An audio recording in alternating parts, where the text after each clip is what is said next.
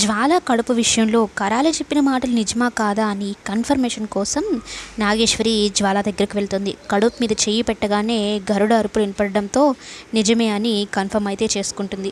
కానీ జ్వాలకి తెలిసిపోతుంది ఎవరో వచ్చారు, నా కడుపు మీద చెయ్యి పెట్టారు అన్నట్టుగా లేచి కూర్చొని చూస్తూ ఉంటే, ఇక వరుణ్ ఏమో ఏంటి జ్వాల లేసున్నావు ఏమైంది అంటూ ఉంటే దెయ్యంలాగా వరుణ్ని చూసి భయపెడుతుంది.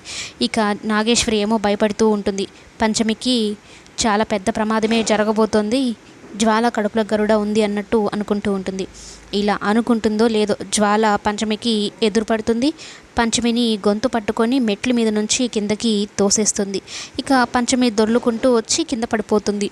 ఇక ఆ టైంలోనే మోక్ష చూసి పంచమి అనుకుంటూ పరిగెత్తుకుంటూ వస్తాడు. పంచమి ఏమో స్పృహ కోల్పోయి కింద పడిపోయి ఉంటుంది. ఇంట్లో అందరూ వచ్చేస్తారు.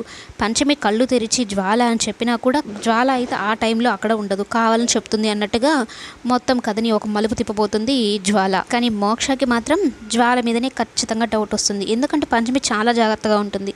పంచమికే ఇలాంటి అపాయం జరిగిందంటే అది జ్వాల వల్లనే అని గట్టిగా నమ్ముతూ ఉంటాడు మోక్ష.